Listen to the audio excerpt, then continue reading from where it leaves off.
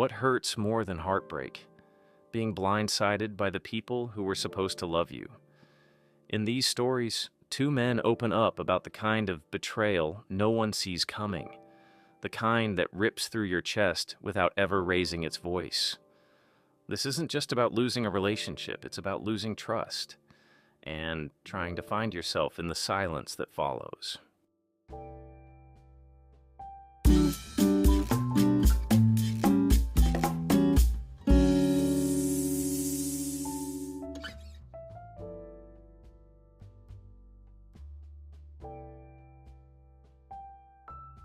I'm Nate, 37th. Thought I was getting married this fall. Turns out, I wasn't even invited.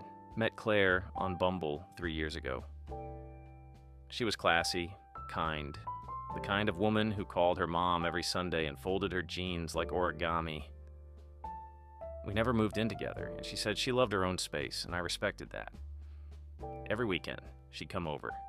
We'd cook, binge documentaries, argue over which Trader Joe's dip is elite. I was ready to propose. Had the ring, had a speech. Even asked her dad for permission. He said, "You sure she's ready?" I thought he was being old school. Turns out he was just being real. A month later, I get a Facebook message from a woman I don't know. "Hi, I think we need to talk about Claire."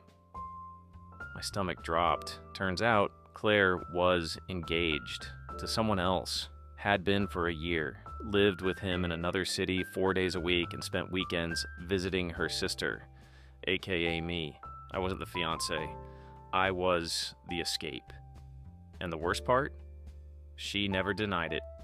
Said I made her feel like she still had choices. She didn't apologize, just said, "I didn't know which life I wanted more." Guess what? I made that choice easy. It's been 8 months. I haven't heard from Claire since the day I blocked her on everything. I deleted the proposal speech I wrote on my notes app. Tried to return the ring. The guy at the jewelry store looked at me like I was roadkill. It took a while to admit it. I wasn't just heartbroken. I was embarrassed. How do you explain to your friends that you were someone's backup plan? I started going to therapy. Started saying things like attachment patterns and self-worth and not laughing after. And I finally asked myself the real question. Did I actually want Claire? Or did I just want to be chosen? Last week, I saw her in a grocery store. She was holding a wedding magazine, alone. We locked eyes. She gave me a soft smile. Not regretful, not apologetic, just tired. I nodded and walked right past her. I didn't stop because I'm cold. I stopped because I finally understood. She was never the ending. She was just the lesson.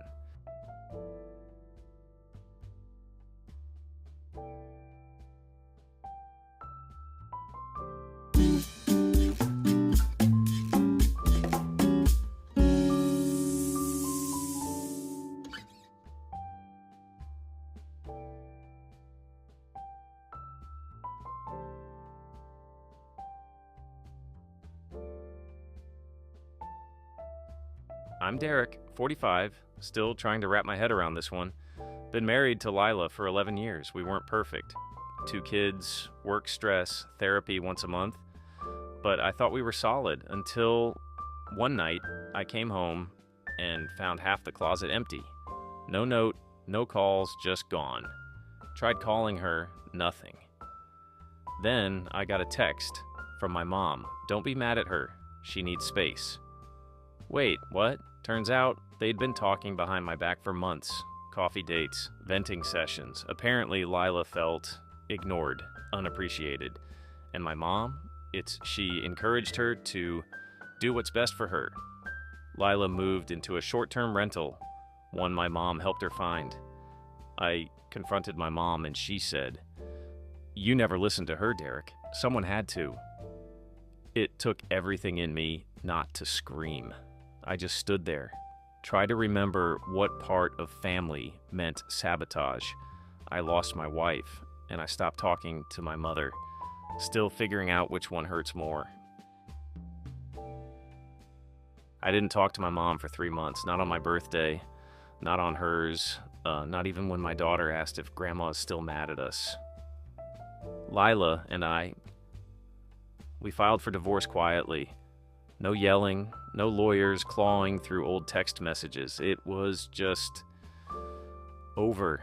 I'd be lying if I said I didn't miss her, not just her laugh or her cooking or the way she always stole my hoodies. I missed being part of something I thought was working, even if it wasn't. The house got quiet after that. Too quiet. One night, I found an old voicemail from my mom. I must have missed it back then. She said, "I wasn't trying to hurt you. I was trying to save her from becoming me." I listened to it twice, once with anger, the second time with a little more understanding. See, my dad left my mom when I was a kid.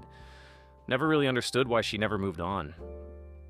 Now I wonder if she saw Lila sinking and thought she was watching herself years ago.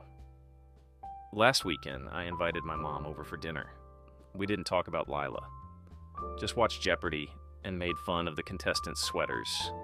And when she hugged me goodbye, she said, "You didn't deserve what happened, but I'm still proud of the man you are." I'm not healed yet, but maybe, just maybe, I'm learning how to forgive without forgetting.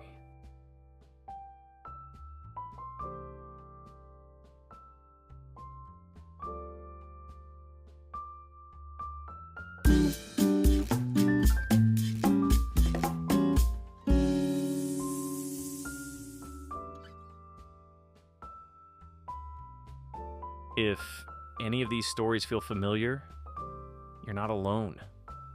Share your thoughts in the comments. Offer support. Offer truth. Tell us, what would you say to these women if they were sitting across from you? Because sometimes the bravest thing you can do is tell your story and let someone else feel seen.